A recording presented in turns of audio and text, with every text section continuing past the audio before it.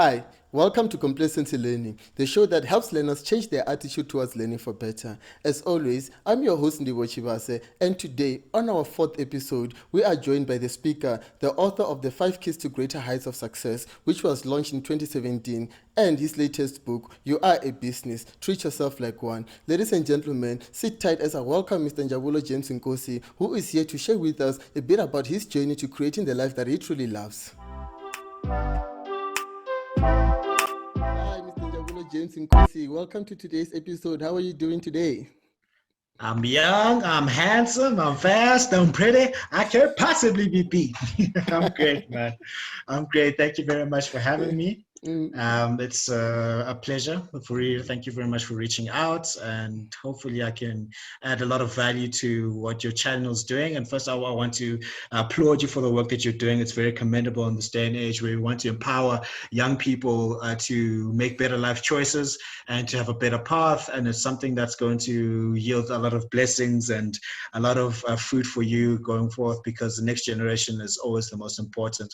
And I do believe in empowering the youth, especially those between the ages of 15 and 35. In fact, sometimes even to 40, because those are, in this day and age, there's a lot of societal pressures that can cause us to lose our way. And the fact that you are getting people to share their opinions and expert insights to better themselves and their minds is very commendable. It's a hard thing to do. So I want to thank you very much for the work that you're doing, and I wish you Godspeed, sir. Thank you very much. I really appreciate such kind words of that uplift the spirit. Actually, I feel so much encouraged, and actually, I feel so much inspired. Hey, it's like those are the words that I needed to go, But I'm gonna go harder than before, knowing that it's actually working. I'm actually touching as many souls as I possibly can, So Yes. yes, thank you very much for that. So Welcome. before we begin, can I ask you to actually tell us a bit about yourself? Okay, I'll tell you a bit about myself because you don't have that all the time in the world. So first off the bat, I'm from Benoni. Don't judge me; it's not my fault. Everyone has a sad story, and that's Yeah. mine. They say that there's a term called previously disadvantaged, but I'm currently disadvantaged because I'm from there. So, so for me, Yeah. I grew up in Benoni. I went to a school called St. Dunstan's College, a very fine school. I did my undergrad and honors at Rhodes University in information systems. And then I graduated, not because I'm special or smart, but I graduated with distinction in honors. And I was, at that moment in time, the best achievement of my life. And because I was the first person in my immediate family to, number one, graduate from university, and two, get such an honor. And it was a good thing for me to make my family and especially my parents proud. So that was a very good thing. And then for me, I think I currently work as a project management professional in IT and software development. I've always been big in terms of, and also public speaking and leadership development. I'm also part of the greatest personal and leadership development organization in the world, which is Toastmasters International. And if people don't know about them, go Google them. They're fantastic, and they'll help you learn and grow and become more. And more importantly for me, 6 years ago, I've always had this question: what makes people successful as people who are not? Because I haven't always been the smartest or the most well-learned and the most achievement-oriented person of all time. So I think it was when I was 12, I had a conversation with my dad. He said, "Am I going to make it to university?" I'm like, I don't know. And he said, "You make it to university because you work hard, not because you're handsome." So I'm like, okay, now I have to figure this thing out. And I've been on a journey ever since that day to, become better. And then when I started working, I moved in with my parents at that time, and I called them my roommates, mom and dad. And then I took the money that I saved, and then I said to myself, well, since I've got money set aside, I want to find the answer to this question: why are certain people successful versus people who are not? So I went to every single personal and leadership development seminar that I could find, and then I went to everything person I could find. So Robert Kiyosaki, Robert Banks, Tony Robbins. I went to church organizations. I took money, went to Las Vegas, Nevada. I went to Singapore. I went all out. And then a mentor of mine said to me, "Why don't you write a book?" Wow. And then I said, I don't know what I'm going to write about, because like I'm at that point, I'm 22. Okay, so I'm 22 years old.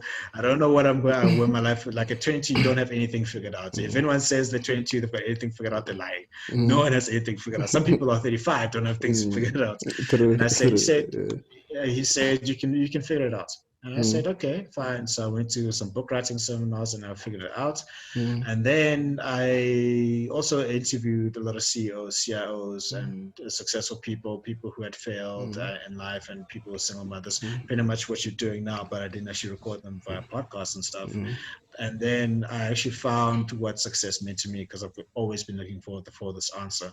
I looked everywhere, because I looked to religion, I looked to spirituality, I looked to church, I looked to relationships, I looked to dating, I looked to sometimes as guys, you think having a lot of women and keeping a lot of good women, female company around you is a definition for success, but that's not necessarily true. So the best definition I've been able to find is my favorite tagline. You know about it, of course. And that is, success is a progressive realization of a worthy ideal. And that means that you're going after what you've always wanted to go after, and because it's in alignment with your highest values. And that's the only way that you can truly live a fulfilled life. So so who is a successful person? A successful person is not a person who has the highest levels in leadership, not the person who's got the most money, not the person who's got the most female or male company. It's not the person who is the most world renowned. And I met a person in Vegas who makes $10 million a year, and he was ready to commit suicide. And I said, why were you ready to commit suicide? And he said, because he'd worked himself up in this industry, and it was a media industry, and he ended up finding out that it's not what he wanted to do. And so that proved to me that, it doesn't make sense for you to make everyone else happy except for yourself. And it doesn't matter for you to climb the ladder if the ladder's up against the wrong wall. So for me, success means that you find out what's truly aligned with your highest values, and you become better at that every single day. So a successful person, to me, is the mother who says, I want to raise children to be world leaders, and they are successful at that. A successful person, to me, is a person who says, I want to be a lecturer, I want to be a professor, and I want to raise a standard of education. And they get better at that every single day. A successful person is a person who honestly wants to become an artist or a DJ or an accountant or a lawyer, because it's what they want to do. You'll find people in university, when you ask them, why is it that you're studying accounting or pharmacy or arts and drama, they'll say, I wanted to do something else, but my parents said, you're going to do this, and because I'm paying your fees, and that's the end of the story. And it's too common a story. A lot of people are, by the definition I've given you, are failures. So that's the question I've been able to find. So for me, I come from a background whereby I didn't know what my full first potential was, and I got hungry for personal development and growth and finding out what success is. And you find yourself in a lot of people saying that they're saying, Njabulo, this is what you should do. You're good at this. Why don't you do this? But at the end of the day, when you go to sleep, you are the only person that's going to have a conversation with yourself to say, actually, this is what I like to do. So that's a brief in a nutshell for myself. I love personal development. I love reading. I love writing. I love teaching. I love public speaking. I love my music. And then I'm just passionate on becoming more. And, I want to get to the end of my life and say he used all of his stuff. Like he maxed out his fullest potential, because I'm going to stand one day with my maker. It's just going to be me and God, and he's going to say, what did you do with everything that I gave you? And I said, I did everything that I possibly could. So that's what I'm truly after. So that's a little bit about myself. So I have to say that's quite a great profile here. Looking at where you're coming from, it's like you're a true definition of what it means to actually listen to the voices inside you, not to the voices outside, And I believe that you've also portrayed that through your books, right? Which is the first one that you launched, which was the 5 Keys to Greater Heights of Success. And I believe it was launched in 2017. Right. And yes, you also have the one that you are a business, treat yourself like one. That is your latest book. Yeah. Right. So Yes. awesome. So I'll just give the link to where they can access the book, right? And such words that you've shared with us, I have to say that they're really, really, truly inspiring, you know. So looking as the person you are, like, it means that you followed it, it worked for you, you know. If it's working for you, obviously it's going to work for many. And I do believe that from that, there's a lot that our listeners can also benefit, you know. So yeah. So now, if I may ask, right? So before you started writing, right? So what is the one thing that you wish you had known before you went into that career? Obviously, when you went into it, you thought it was gonna be like, I'm gonna take the pen and the paper, and then I'm gonna write, and then boom, here's the book. But when you actually went down into it, it felt like, this is a tough mission. What is it that you wish? I should have listened to Jacob Zuma when he said, "Oh, you dead." me and my mom, we laugh about that all the time. So, what do I wish I knew? I wish I knew a lot of things. Njabulo James, like that's your name, eh? Yes, that's my name. Yeah, that's my name. Njabulo James. Yes, there's a lot of things that I wish I knew. So, I started off my career as a business analysis and project management consultant in the IT space, because that's what I studied. And then I ventured into authorship, and there's quite a number of things that I wish I knew. The very first thing I wish I knew was how lonely this road can be. And how tough it's going to be. So, that's for example, if you want to go out and achieve something, and you're starting off a career, and you want to be the best at it, and you want to do things that people don't understand, at the end of the day, sometimes it's just going to be you and you alone with your own thoughts and with your own fears and with your own doubts. And it can be very long. Yes, you can have your support system and support structure, but at the end of the day, sometimes there'll be times where you want to do something that is very tough for you to comprehend and get started on doing. So, like, when I started working, I was like, I don't know what I'm doing. I'm a bit lost, and sometimes finding your way. Sometimes finding your way around handling clients, handling pressures, and handling deadlines. It can be a very, very lonely road. And then you can go. Then you go off and say, I want to become an author. I want to, like, do something different. It's very lonely because some people don't understand why you want to put yourself under such pressure, unnecessary pressure. You're juggling work, and you also want to go off and write, and you want to go off and speak and be part of Toastmasters and do a lot. The very first thing I wish I knew was that it's a very lonely road, and it's okay. It's okay for you to be alone, because at the end of the day, like, again, what I talked about being successful, that's a definition between yourself and yourself. No one else can define what success is for you, and no one else can tell you how you should be living your life. So that's one of the first things I wish I knew when I started working or started in my career, is that how lonely it can be. The second thing I also wish I knew is that it is hard. This thing is hard. It's hard. It's very hard. I mean, like, I recently gave a talk to the Project Management Institute, and I titled it "Everybody Wants to Be a Project Manager, but not everybody wants to do the hard work." And you can put that into whatever profession it is. Some people, not everybody.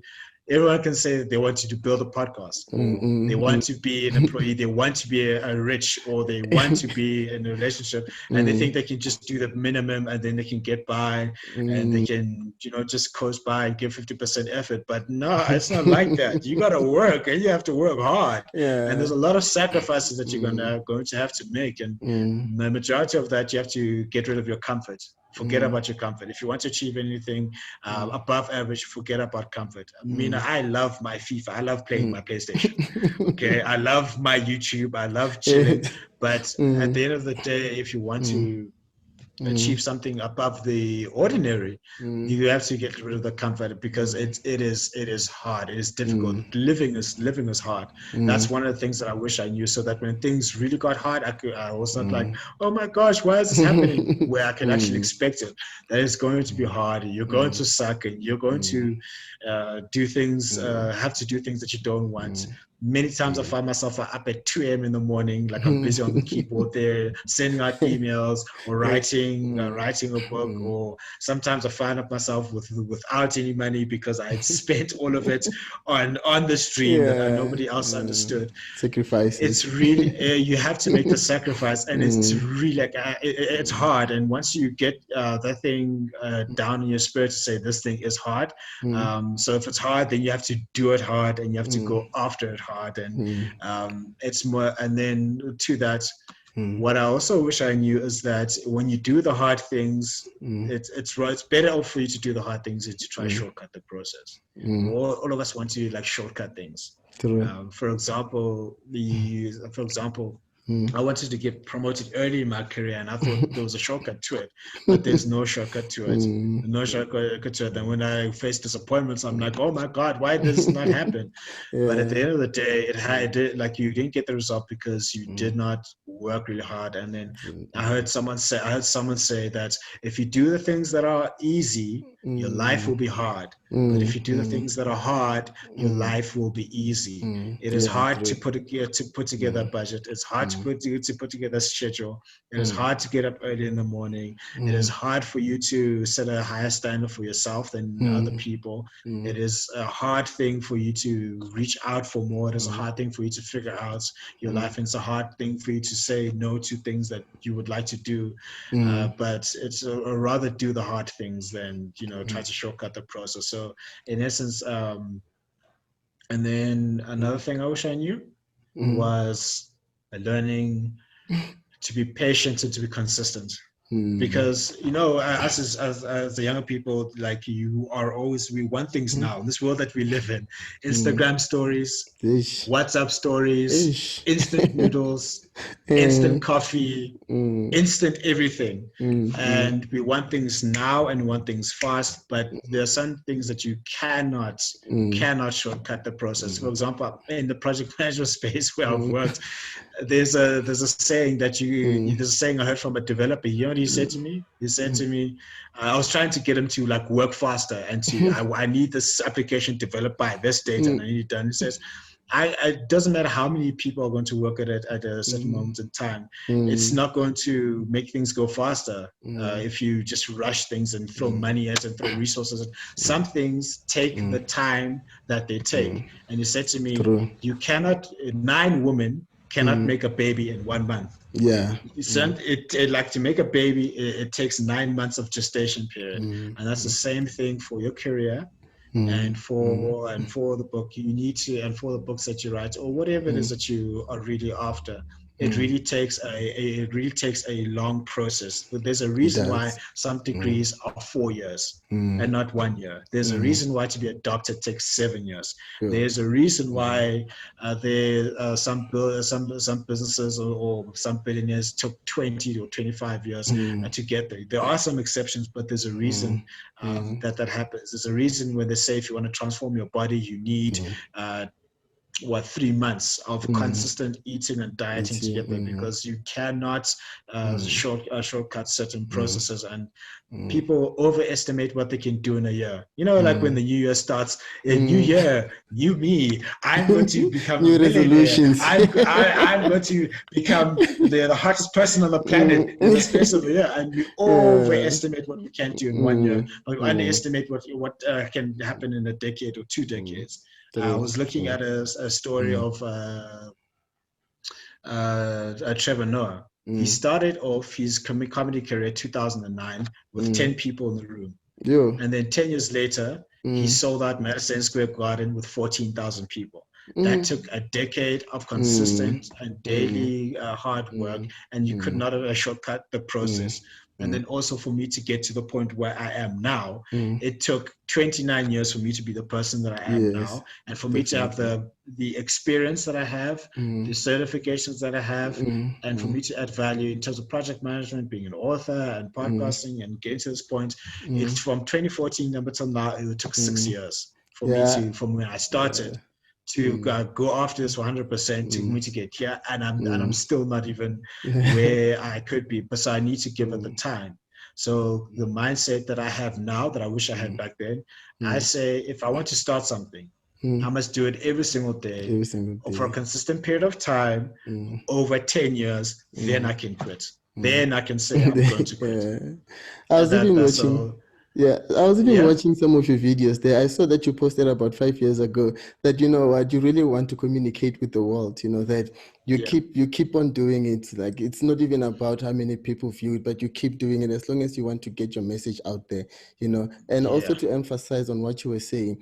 Right, there was this other video also of Steve Harvey that I was watching. If you go to YouTube, you type "It's Hard," you'll see where he explained about the struggles that he went through. That you need to get comfortable with being uncomfortable. You know, as you've Oh, I like mentioned on the that. previous point. I Yeah. like that. So yeah, just to put it out there, it's really really hard.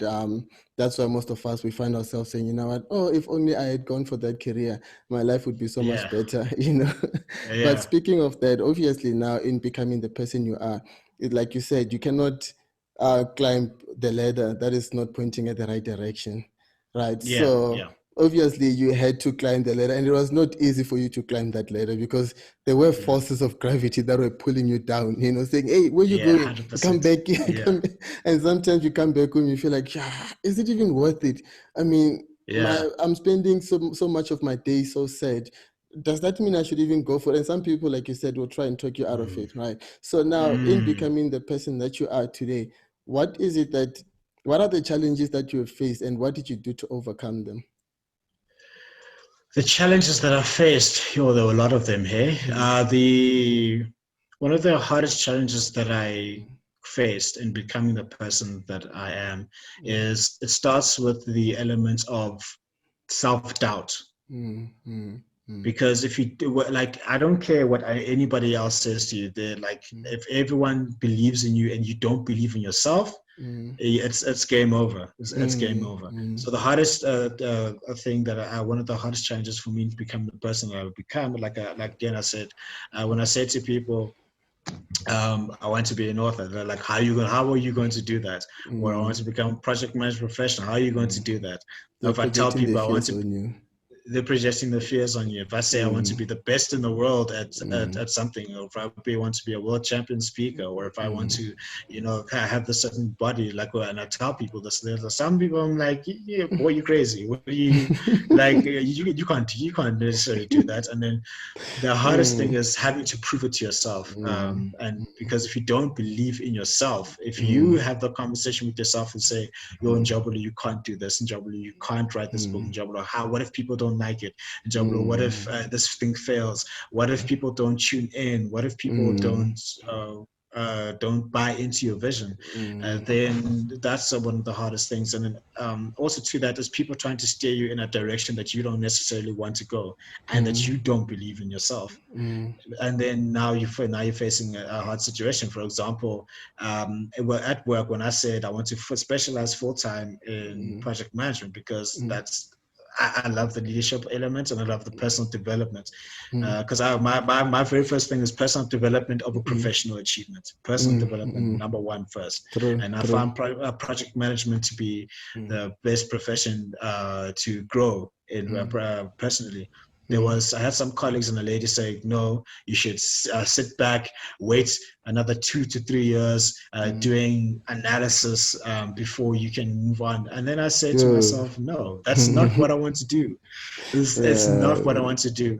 Man, Wasting sometimes time. you find that you're wasting your time. You find out, end up Mm, doubting yourself. Yeah, you really end mm, up doubting yourself. And then that's one of the hardest things that I found in becoming myself, because there are many times when, like, for example, when I'm writing a book or writing a sentence, like, this thing doesn't make sense. Am I doing the right thing? yeah. Or I'm leading, or something goes wrong on a project. I'm like, oh my gosh, am I doing the right thing? Am I even capable enough? Am I smart Ish. enough? When the self-doubt has killed a lot more people than rejection ever has, because the people can reject your idea, and but if you believe in yourself, I'm like, I don't care. A lot of people I've wanted to interview for my books and for my podcasts, for my shows, and then they all said no. But when I believed in myself, it didn't matter. But when I didn't believe in myself, it was really tough. And no one can give you self-belief other than you. No one can buy into your vision other than you. True, And no true. one can uplift you other than you. Mm, And then even people who mean well, people who really are invested in you doing well, because they don't understand what you are after, are they going to say you want to do what? And so the self-belief was the toughest thing. And then when you do fail, and you will, yeah, and you take it, definitely. and you end up taking it the wrong way, and you end up sort of doubting yourself with like, and I know I've spoke to quite a number of people who they've been forced out of work, their businesses have closed down, their wives or husbands have left them, and they're like, I don't know what I'm going to do now. Those people who fell apart after that, they didn't believe in themselves and they doubted themselves, and then they were never able to get up again. But those people who were able to keep on moving forward, regardless of how difficult it was, those are the people who believed in themselves. So I think it started from feeling sorry for themselves, you know. Yes. They felt you're right on the money there. They were very sorry. They felt very sorry for themselves. And if you don't have that belief, you're in trouble. You're definitely in trouble. And I've felt I've had many cases, many stories where a project has failed, and it was my fault, and sometimes it wasn't my fault. Something broke, or customers was dissatisfied with the product that I gave them, or some people didn't like my talk, and you sit to yourself with yourself in those darkest moments, and you're like, this is really tough. And the toughest thing is for you to have self-belief is a practice that you have to have every single day. I haven't suffered with, because I've not really suffered with self-confidence out there, but I have suffered with self-doubt. Totally different thing. Confidence means that I can do it. Doubt means, confidence means I can't do it. I know I can do it. But self-doubt is like, am I worthy enough to do it? That's the self-doubt. So that's really the hardest thing that I've had to fight with in terms of becoming the person I am today. Yeah, to keep a positive energy can be hard, eh? Definitely. It can be hard, right? So now, especially people want to be negative, or people love negativity. Yeah, people true. love negativity. Well, watch the news; it's negative all the time. Watch Twitter. I don't even go on Twitter sometimes. They're busy canceling people there. They're fetching people there. Hashtag he does not know what he's doing. Hashtag cancel him. Hashtag leave him. What? People, and it's tough for you to be positive out there. Nowadays, it's a superpower to be positive and to have self-belief. Yeah. And you know what they do? You know, when they hear people fighting next door, they want to listen. Yeah. They give them duties to do. Anything educational, they're like, we're just wasting time here, you know. And then after so much time, then they realize they needed it. Yeah.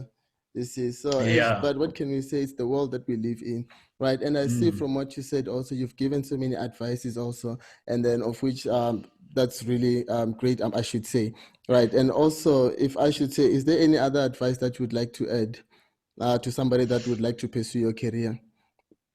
Like pursue my career. I would say to pursue any career. Okay, any career. Any career. I think I should have said any career. Any career. Because I mean, because people can want to. I don't think people could pursue careers. People pursue their highest values. You can't get a person to act contrary to what their values will dictate. A value is something that you hold in high esteem and that you are inspired to go after every single day. I mean, for example, for me, no one has to force me to go after my highest value of learning and educating myself. That's what I like to do. But you do have to force me to go wash dishes. I don't like washing dishes. I did it too often. I don't like washing dishes. I'll pay someone to do that. The very first, to pursue a career, because we already talked about it does take the time and it does take the grit. I would say when you start off, if you want to pursue a career, I've written about this in You Are a Business in the second book, is that don't look at the short-term gain. Don't look at the short-term gain. Look for long-term results. Look for what are you going to achieve in the long term. And nowadays, a long-term time horizon is 3 to 5 years. Because things are changing constantly. It used to be a long-term time horizon was 10 years, but now look for the long-term time horizon. Don't look at what you can achieve in the next month or 2 months or 3 months. Because and don't look for something fast, because fast is one of the scariest words anyone can say to me. I mean, I'm mentoring a couple of people in their careers, and they say, I want to achieve things fast. I'm like, I was once there. Fast is a very scary thing, because now you're not looking at mastery. You're not looking at becoming proficient and skilled with something. Nowadays, you are rewarded for your value in the marketplace. And what determines your value in the marketplace? It comes out to three things: the demand for what you do, your ability to do it, and the difficulty of replacing you. And in order for you to become that person who has a high demand for what they do, to become very capable at doing what they do, and being a person that is virtually irreplaceable, you need to put in a focus on long term. I'm going to be a master at something. And one of the best things that I nowadays to master two things is ability to think creatively, because now that's very important for you to think critically and creatively. And two, the other thing that you need to master is your ability to learn quickly. If you're able to master those two skills, and then it doesn't matter which profession that you want to be part of, and you have those two skills, and then go focus on a domain over a long period of time, then you'll be the person that's very virtually irreplaceable. Because I've heard stories of people in banks and in corporations or in business that they are so highly competent at what they do. They're difficult to replace, and sometimes they can literally work only 4 hours in the day or 2 hours in the day and still get paid millions because of what they know, how well they do it, and how difficult it is for them to replace them. And these are the people who woke up and they were like that. They built their careers steadily over a sustained period of time. So that's just another piece of advice that I give you. Focus on becoming a person that is valuable to the marketplace, and that is marked by the demand for what you do, the ability to do what you do, and the difficulty of replacing you. So basically, there's no need doing something that's not even in demand. You need to have it in demand, and you need to also. Yeah, because I mean, think about it. If you're creating, for example, a lot of people like I remember there was a car. I can't remember exactly what car that was introduced in the 70s or the 80s, and the corporation thought it was a good idea to introduce this car. Oh yeah, I think I see they thought it was I can't remember what the name of the car was, but like they thought it was a very good idea, a good marketing campaign. This car will help you out, but no one in the market wanted it. There was no demand for it. They were like, then it failed. I'm like, why did this fail?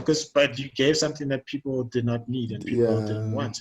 And that's a mistake that a lot of people who want to start businesses and who want to create a product or a service and who want to offer those services to the marketplace, they'll oftentimes offer a skill or service that's not needed to a person.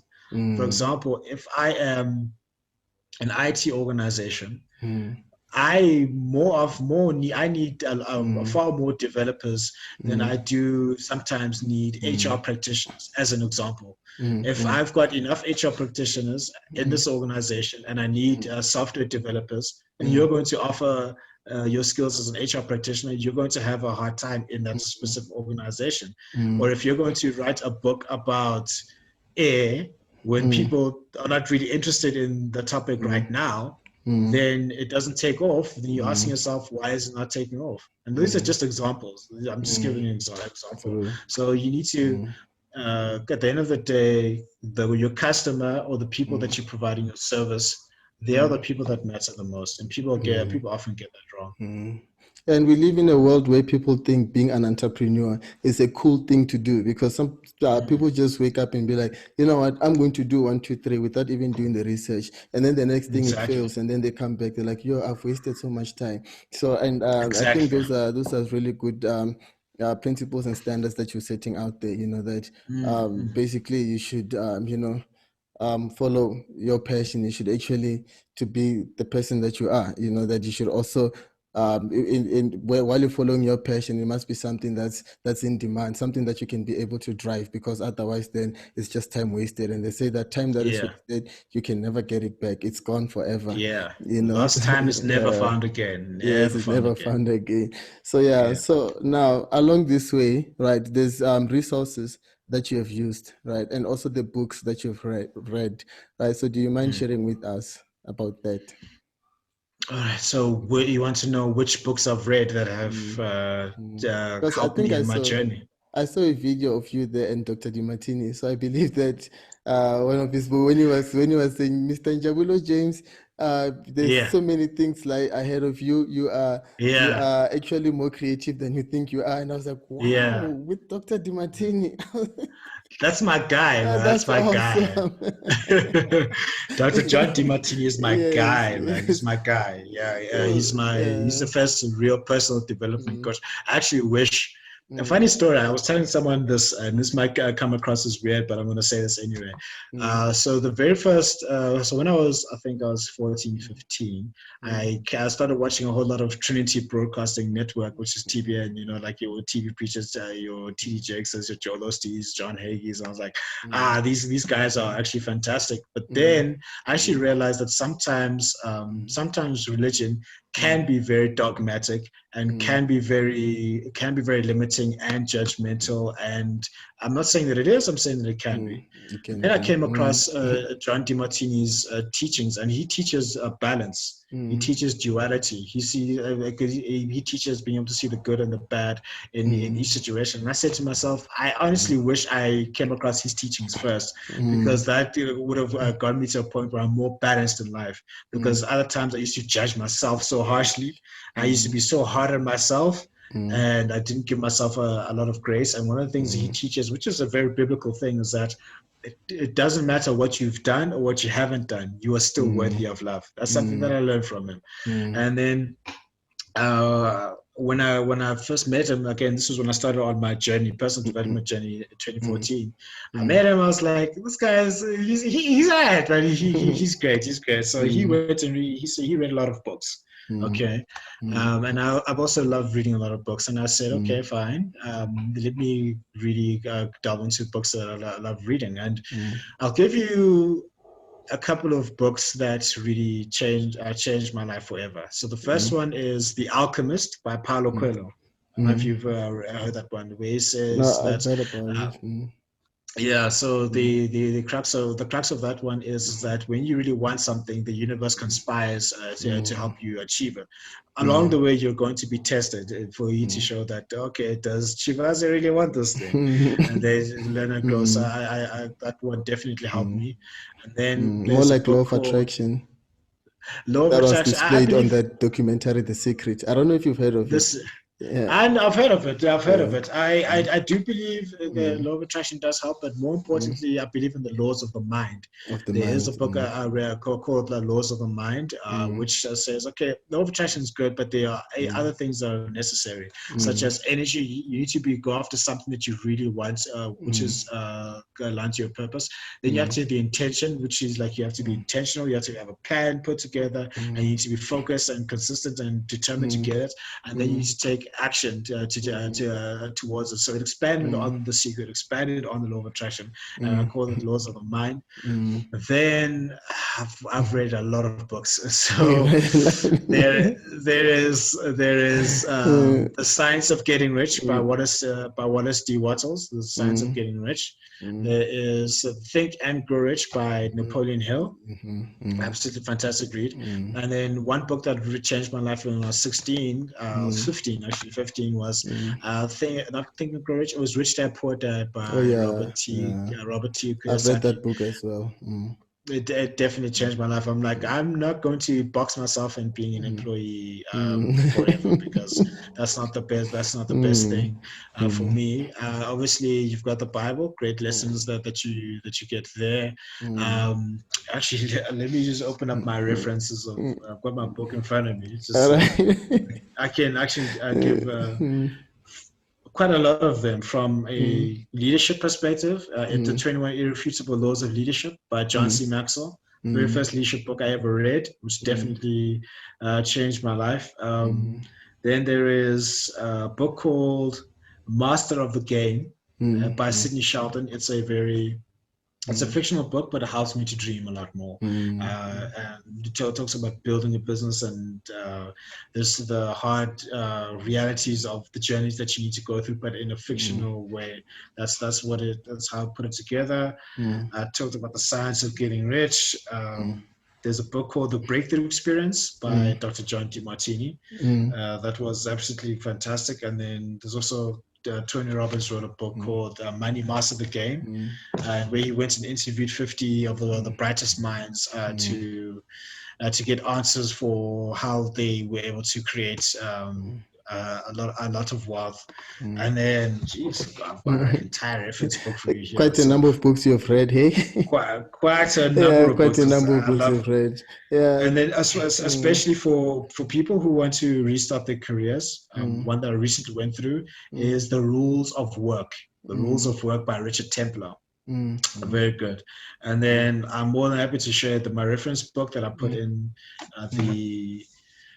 my books that you can go and get there. But those are some of the key books that really steered me on my journey. So those and you can't put an importance on reading. There's also the Prosperity Bible that you should definitely read. The Prosperity, you should definitely read the Prosperity Bible. And there's lots of books that I can't remember the titles now, but they've really enforced because I'm constantly reading and learning. Tip: if you want to be a great author, you need to be a great reader. You need to be a great leader. If you want to be a great speaker, you need to be a great listener. If you want to be a great podcaster, you need to listen to a lot of podcasts. So those are some of the books that are out there that have just really, really been life-changing. And a lot of autobiographies. Autobiographies are great for you to read because what that teaches you is that you read stories of people who had far worse circumstances than you did. And then if they're able to overcome it, you can be like, I can do this too, you know? So, Long Walk to Freedom, Man's Search for Meaning by Dr. Viktor Frankl, the story of Jeff Bezos, Steve Jobs. I love Steve Jobs. Steve Jobs' autobiography, Steve Biko's Write What I Like. You should read widely, read broadly, challenge your mind, even read on topics that you don't agree with. Because if you're always reading the things that agree with you, you don't grow and learn and expand. So, those are some of the books, Oh, like I've said before, it's quite a number of books that you've read, eh? No wonder why you are as successful as you are, and that explains the confidence that lies within you. Like Ansel said before that, when you talk in there, it's like you're all natural, just walking. So speaking of that, also along the way, there's people that have been influential to you, right? So I believe like we said also before, like Dr. DeMartini and some of the people whose books you've read, also they've actually been influential to you, right? So are there any other people that have been influential to you to becoming the person that you are today? Yeah, 100%. So there's a book called Leadership Code, and in it says, people ask them like, who's the leader that you look up to, and you'd expect people to like bring the leaders that we all know, like Martin Luther King, Malcolm X, Gandhi, Jesus Christ of Nazareth, all these great leaders, However, they said the leaders that changed my life the most are people who are local to me. So it could be my community leader, my CEO, my mentor, my parents. So those are the people, the immediate circle for me that really changed my life. So for me, I'll start off with my mom and dad. My mom, from the perspective in that obviously, other than raising, shaping me for me to be the person that I am, one of the best things she ever said to me, she said to me, Njabulo, I don't care what you want to be in this world, as long as it makes you happy and you become the best at it. That's all that she ever said to me. She didn't force me to. She didn't force me to study anything. But what she did say to me, she wanted me to become the absolute best that I possibly could be. you know. So that's the very first leadership lesson I learned from her, also in sacrifice. Then my father as well, he said to me, he's the one who got me my very first book on leadership, right? The 21 Irrefutable Laws of Leadership. I was 17, and then I was slipping into a student leadership role, head of house at St. Dunstan's, and then he said, here's a book, read it. And then it was almost election time. And then he was just looking at the politicians out there, and he was so stressed. He was like, "Yo, we don't have leadership in this country at that time." And then he he looked at me and said, "Let me tell you something. You don't need a title to be a leader." And then he was referencing the leader who had no title. You don't need to be a president, CEO, bishop this, or person this to be a leader. What you need is that you can lead from any level, from where you are, as long as you're doing what you love to do, then you are a leader. So that's what he stressed education, he stressed leadership, he stressed being a good father, he stressed being a good man. And that's what a lot of people need, is a good father figure. Especially the third book I'm writing now is titled Father of Man. Wow, and I'm still going.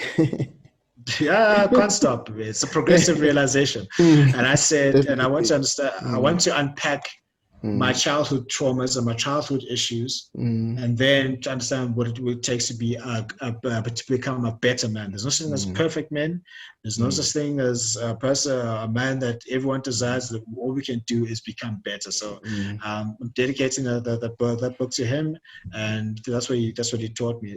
So those are my parents. And then there have been local leaders as I grew up. So as I grew up in the country, so I looked at, obviously you had your generics. You had Mandela, you had Gandhi, Malcolm X shaped my life a lot.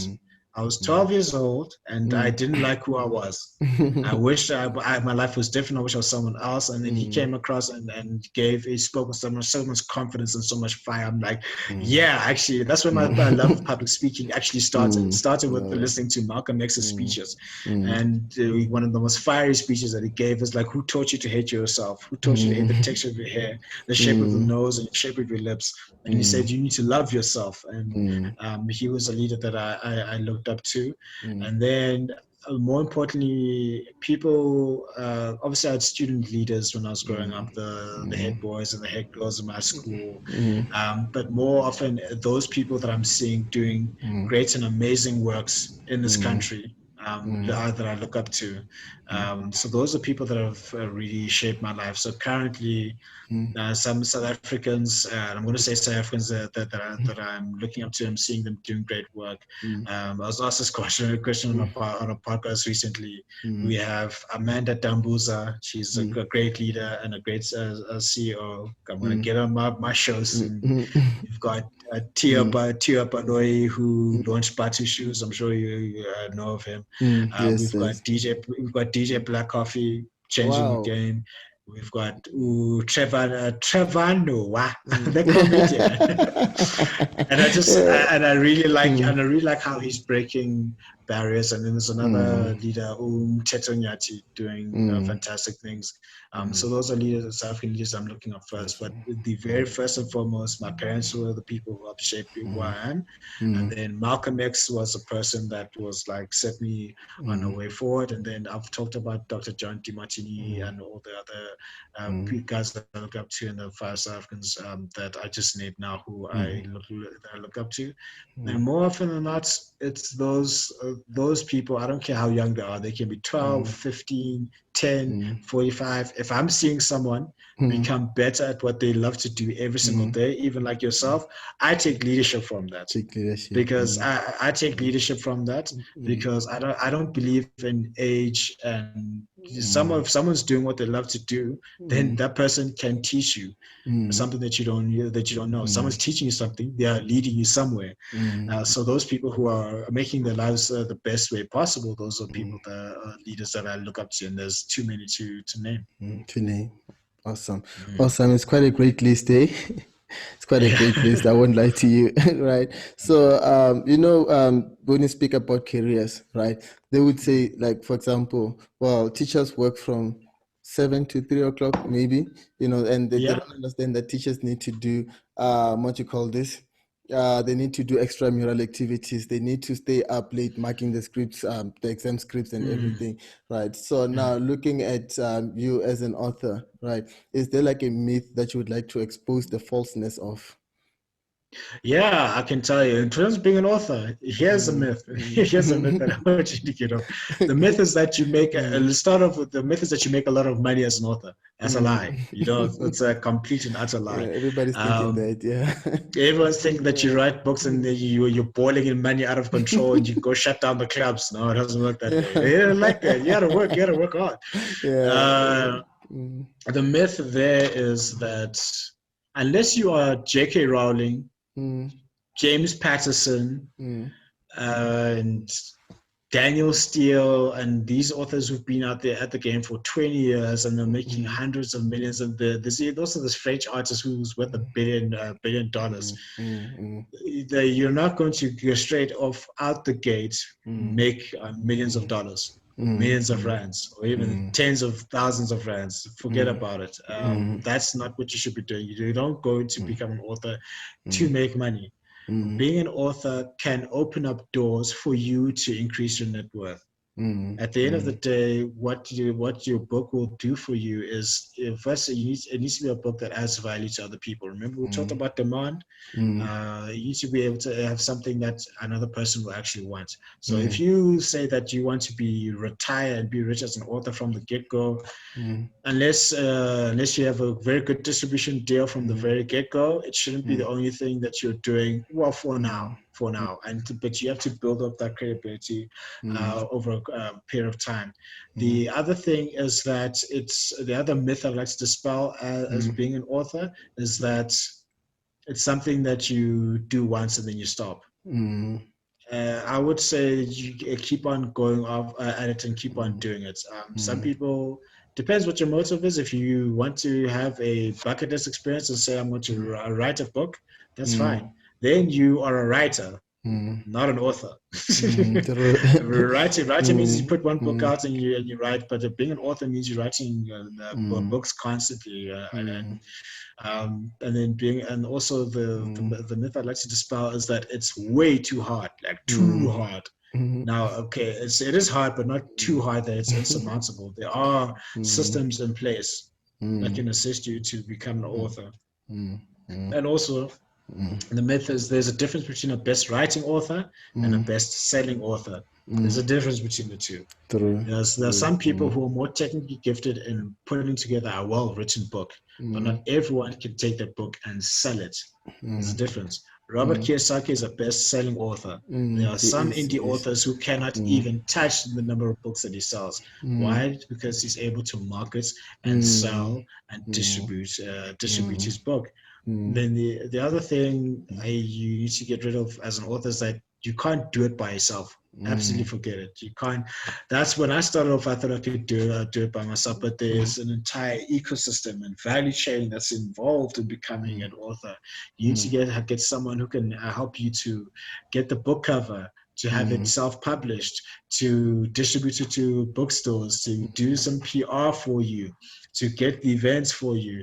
You need to be open to getting help from a lot of people, and you need to be open to that. And if you're not, then you're going to have quite a tough time. And then also myths about being an author is that it's cool. They're like, oh yes, I'm an author. Oh yes, it's a cool thing. Yes. But doesn't it feel cool to see your book on the shelf there? It is very cool to see the book on the shelf. The process is not cool to get there. It can be traumatic to get there. It's just a cool thing. But if you only focus on the coolness of it and say that I'm an author and that I've written this, then you're going to have a tough time. And some people are chasing the status, saying that I'm an author, and they'll just put anything out there that doesn't add value to other people's lives, just chasing the status. And that's not something that you should be doing. So yeah, being an author is not something you can't do it once, but if you really want to make a go at it, it can take its time, and you need to really live your brand, and then also what you put out there is there for forever. It's in black and white. It's out there forever. And the best thing that you should do, try to write about things that you are living on a day-to-day basis, or you're in the process of being able to reach that standard. You know what I mean? For example, for the God's to success, one of my biggest fears was I'm not successful. I'm not as successful as I should be. But I said, that mustn't stop me, because I'm working to a certain ideal, and I will get there eventually. So I've got something to say about success. Similar thing about business. I am not the most successful businessman out there. However, I am growing and learning. I've learned from other people who are successful business people, and I'm growing to be that. So we'll try and put something out there that is on brand. I cannot write a book about being an actor. I am not an actor. I'm not working towards becoming an actor. If I'm pursuing that, and I've got some experience, then I can. So those are some of the myths that are out there. But the most important myth that I like to dispel out there is that it's going to make you rich. It's not a get rich quick scheme. It's not a get rich quick scheme at all. Yeah, and people say a lot of things about certain careers, eh? Yeah. So now, if you could, in this moment, step into my shoes, what is it that you would have asked yourself that I did not? I would have asked myself, why did I not quit? Why did you not quit? Because a lot of people quit, hey? They quit. That's quit. it, one blow in their face, they're like, no, this is not for me. I'm walking away. Those are people who have brittle spirits, and they didn't actually want it. Why I didn't quit and just throw my hands up in the air and say, it's not for me. Given those myths, for me, I know what I once was and where I once was, and I don't like where I once was and what I once was. I was once a serious underachiever. I didn't believe in myself. I didn't want to achieve anything. Back when I was that 12-year-old me, sometimes that 14-year-old me, sometimes that 15-year-old, 16-year-old me was like, I don't want to really overachieve and reach out for more. And I know the pain of being able to ask yourself, what if?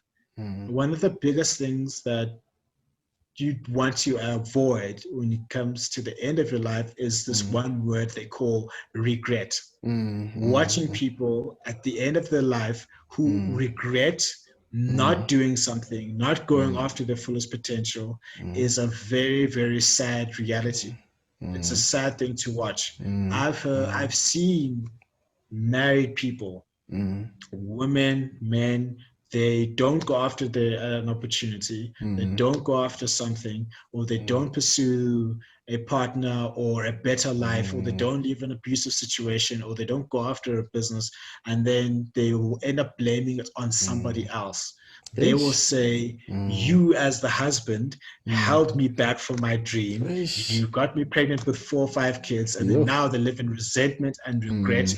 And they put that on their children, and they put that on the husband, when in actual fact, they're not holding themselves to account and say, I did not go after and I did not take the risk. I would rather go out and try something and fail and be told no. And rather than me always wondering like, oh my gosh, what if I went after that? So having that element of regret, it's a painful thing. And every single human on earth has experienced regret, and I know how painful it is, and I know how painful it once was. And then at the end of the day, it really cuts deep. It really cuts deep. And then for you to know that I could have done something, I could have had this, and nobody else held me back except me. And those words don't help, eh? I could have, I would have, I should have. That's the thing. Should have, would have, could have, maybe, if, then, when. It doesn't help anybody. You know what I mean? And then I think Mark Twain said something about you will regret the things that you didn't do versus things that you didn't do 20 years from now. So go out there, set the sails, Go out, and if it fails, then you know at least, oh well, I tried. And even if you do fail, you've got a cool story now, right? And it's supposed to make you want it more. Yeah. Makes you want it more. And if you fail, people make the difference of saying that failure is final. Failure is nothing more than a feedback mechanism to say, okay, Chivase, you tried this. Basically critical. Yeah, well, you tried this, but it didn't work out because your approach was off, or it's not something that you should have gone for. Now you've got that feedback versus you saying, "I'm not going to try at all." It absolutely made no sense to me. There's many there's many jobs that I've tried that I gave my all, it didn't work out. It didn't work out between me and the company, and I don't have any regrets for it because hey, I gave it my best shot. So I'm never going to have that voice in my head saying, "What if I actually tried that?" That's the thing. That's why I'm not going to quit. I can't quit. That's the regret. And then I was at a workshop once, and they said you need to have 5 reasons, compelling reasons, really compelling reasons, and sit down and think about them and say to yourself, these 5 reasons, no matter how hot it is, no matter how bad it gets, come hail or high water, rain or shine, these 5 things will keep me awake. Will keep me awake and keep me going. Because if I quit, these things are not going to come to fruition. So my personal reasons was number 1, my grandfather was someone that I looked up to when I was 8, and that's another person I looked up towards, and I really loved him. And then he passed away when I was 8. I'm so sorry for that. Yeah, it's like he's great wherever he is, you know what I mean? And then we used to sing songs together. He was a minister at the time. He's very respected. He built a lot of organizations on his day. And then he died at age number 75. And then my favorite number, he lived after 70. You guy, come on, you've lived it. You've lived it. Yeah. So my favorite number is 75. And if you know anything about varsity, to get a distinction, the number is 75. So 75, that really kept me going. So it kept me going. So my grandfather, and then my mom and my dad, because those are the most important people at that moment in time. Then greater heights of achievement, because I don't want to get to my life and say I could have been the best in the world, but I didn't go afterwards. Then I honestly believe I'm going to have a family and a family to come. So I want my future wife to say, I'm glad that that's my husband. I want my children to say, I'm glad that that's my father. And, and reaching greater heights of achievement in my family to come, and then just greater success. I wrote down my reasons. And then every time I feel like quitting, I've got them up on my wall. I'm like, those are the reasons that I'm not going to quit. But the main reason I refused to quit, even though it was hard getting the book, projects were failing, didn't know where my life was going. I said, I don't want to get to the end of my life, whenever that is, whether it's tomorrow or 50 years from now, who knows, right? To say, I should have. That's the worst. That's the worst thing. Les Brown said, you know what, it's not over until I say it is. Yes, it's not over until I win. Let's breezy. I'm going to get him. I'm gonna get him on my show. We should get him. Nice. We should actually. We should. It's a very good motivational speaker. Every time, I've even set a reminder that every time he goes live, I should be notified. Because hey, that one where he was talking about being hungry. It's like I was hungry. You gotta be hungry. You have to be hungry. I met him. I met him 5 years ago. I met him. Wonderful man. Wonderful man. I'm sure that it was an honor and a privilege. Like he says, it was a plum-pleasing pleasure. I loved it. Yeah. He's a very, very inspirational man, and one of the best motivational speakers ever, since Jesus. One of the best ever, So he's also another person that kept me going. Actually, when I was going after my distinction in honors, and I remember watching a video of his that said, it's possible. If you know that motivational video, it's possible. And then I said to myself, if all these clever people can do it, it's possible for me as well. And then that's when I made up in my mind, I'm going to do it. So he's also a great person to look out for. He's fantastic. That is true. I definitely agree with you because I myself, like I said before, I also look up to him, you know. Yeah. So, and also, you know, listening to such words of courage, you know, and words of motivation, words of inspiration. So, obviously, if I was listening, actually, I would want to connect with you, like, you know, at like ASAP, you know. So Yeah, to those connect me ASAP. that, Yeah. yes, ASAP. So to those that would Yeah. like to connect with you, how can they actually get in touch with you, if I may ask? All right. So you Mm, can find me on you can find me on Instagram. mm, That's Njabulo.j.nkosi. I will send that to you. You can mm. also just hit me up on my Mm, website, which mm. is www.njabulojames.com. And it looks And very you can beautiful, also eh? thank you very much. Thank you. A lot of work. I was Yeah. hungry for that, you know. You got to be. Then you Yeah. can you've also got my number there. Mm. Don't spam me. I'm not going to Mm. read it out. You can find me on my website, Mm. 0813742420. Mm. Mm. Then you can also find me on my podcast channel Mm. and my podcast website, which Mm. is the NJ podcast at captivate.fm. We'll Mm. share that as well.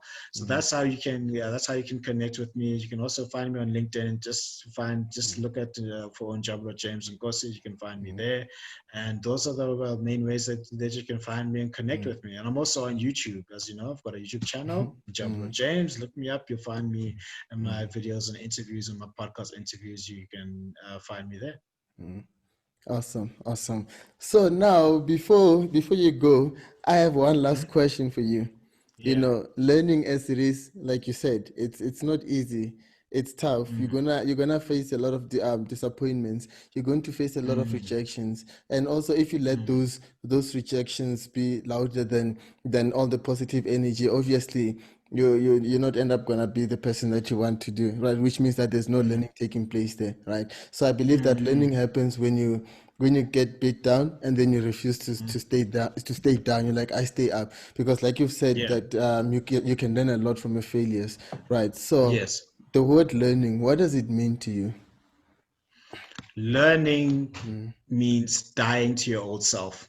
mm, mm, That's what learning means. mm, Because when you learn, mm, you broaden your consciousness mm, and you become a different person. mm, For mm, example, if I read a book, mm, and I learn something and apply it, mm. the old me is now dead.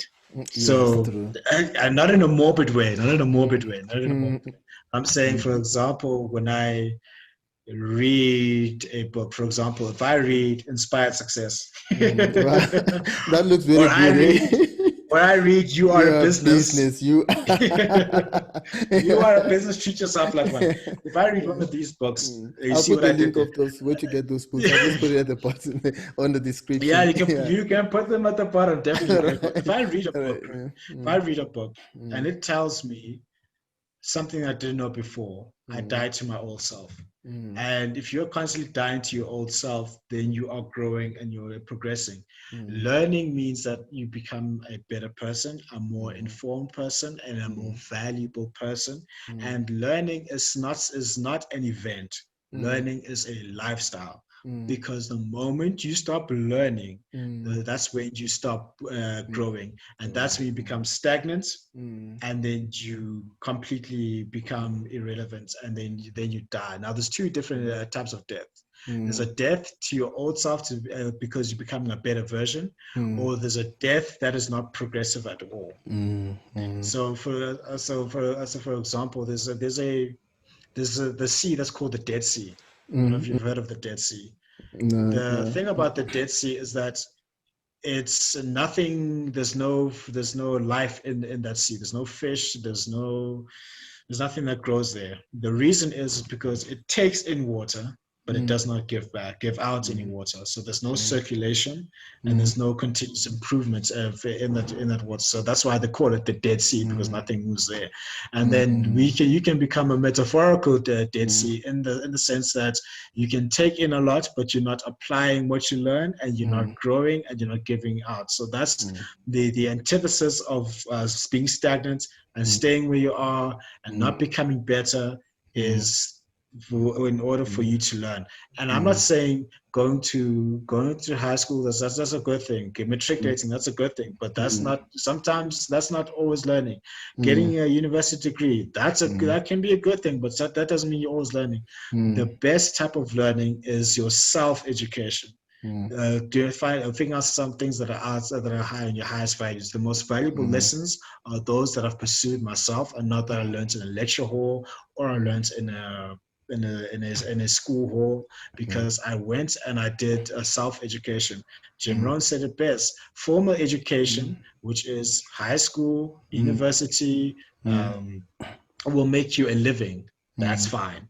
But self-education, learning, going to reading books, going to seminars, learning from people, interviewing, doing what you're doing right now, is called self-education, and that is what makes you a fortune.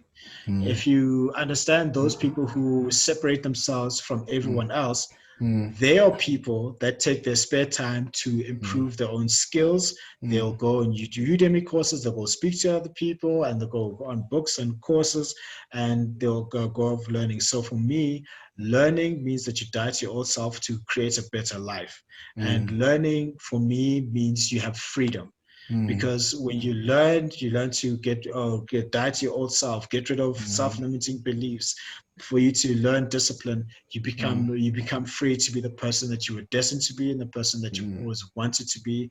And once you have freedom, then you have peace. And once you have that peace, you can just walk in and live the life that you deserve, and live the life that you love, because you are constantly learning, constantly growing and evolving.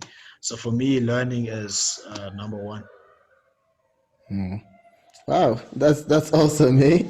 That's Yeah. awesome. I think that's like a very great definition at its very best level. So you just actually summed it up. Like, it's like you said, learning. You need to keep growing. Otherwise, if you're not growing, that means you're not learning.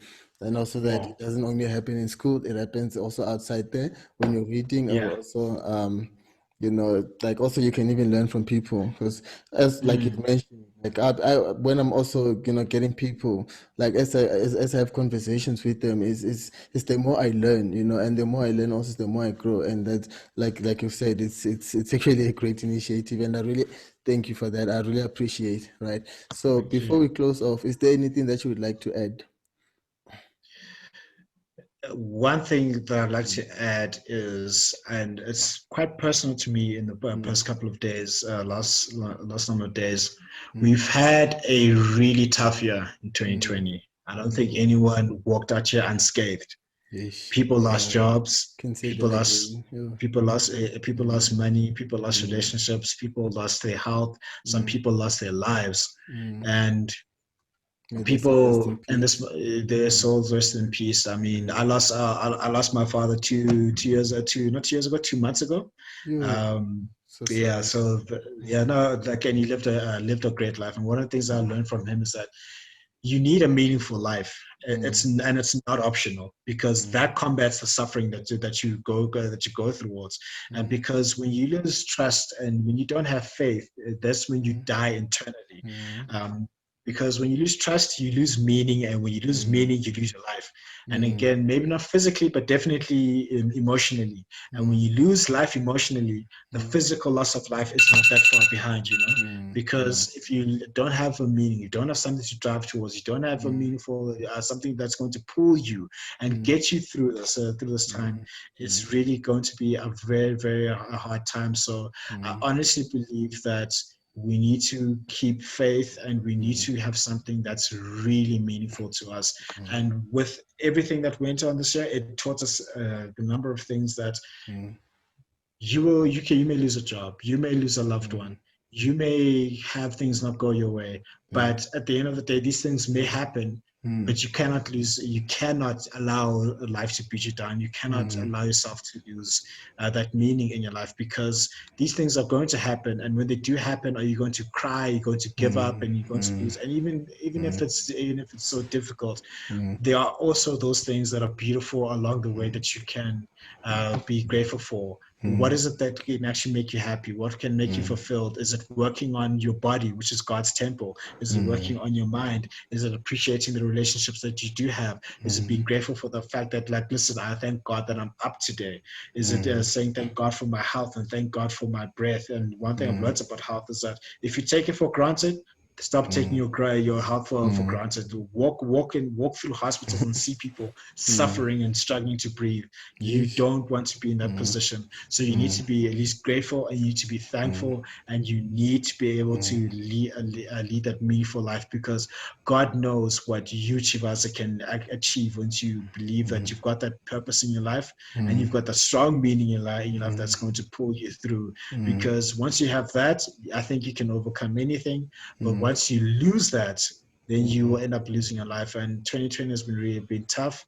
And some people have gone through horrors that I cannot even imagine. You cannot even imagine. We cannot put words to it. It's very difficult. And what I'd like to say to myself and to you and to people listening, keep that meaningful life going, keep the faith, have an extensive amount of gratitude, and be grateful for the process that you're going through in life, because at the end of the day, 14 trillion to 1 that you make it, 14 trillion to 1, those are the chances that you made it here on earth. So the fact that you made it means that you've already overcome something. And keep that meaning in life and keep that in front of you, and that's going to keep you going throughout 2020. We don't know what 2020 is going, the rest of 2020 is going to hold, or the rest of 2021 is going to hold, but at the end of the day, if you have that meaning that's driving you, you're in a much better space than someone who doesn't. Wow, yeah, you really had me blown, eh? There's a lot that I've learned, and there's a lot that I'm actually going to take with. It's quite amazing what you can learn from different, individuals. Like I just want to say to you, thank you very much. We really appreciate it. Taking your time from your busy schedule to come and share with us such great words of wisdom. Such motivation, how you do it, and everything, right? So we hope that it's going to touch the hearts of many, and it's going to help others also find themselves, even those that are feeling like, this is the end of the road for me. We do believe that this is going to be one of those that uplift their spirit, and then they say, you know what, I started it because I knew I could do it, and I'm going to do it, and because I know that it's possible. So once again, thank you very much for coming and sharing with us. Thank you. And remember that success is the progressive realization of a worthy ideal. ideal. That means you're going after what you've always wanted to go after, because it's in alignment with your highest values. And that is the only way that you can live a fulfilled life. So you need to go out there and change the world, because you're the only person that can, Awesome. Once again, I don't know how to thank you. Words enough are not just words alone are not enough, but I'll take $10 million. I'll take $10 million. I wish I could just write it like that and be like, consider it done. One day you'll get there, so you'll get there. One step at a time. You have to do those baby steps. You need to crawl and then get up, start walking, build up that tempo, Yes. Yes. But once again, thanks a lot. Hey, and please You're welcome. Keep safe. It's good to see that, you have this positive energy. So please do keep safe. And let's also, slow the spread of COVID-19. Yes, stay at home. Stay at home. All right, thanks a lot, eh? Thank you. Thank you. Bye. We have all heard it hasn't been an easy road for Mr. Njabulo James Nkosi, all the way from humble beginnings to the person he is today, and still with the hunger to keep going furthermore. Ladies and gentlemen, what an inspiring person he truly is. If you want to get in touch with him, please do so on the details that are provided at the bottom of the screen. And while you're at it, please remember to like and subscribe so you are notified when a new episode is posted. Stay tight and stay tuned for the next episode, for we bring you nothing but the best.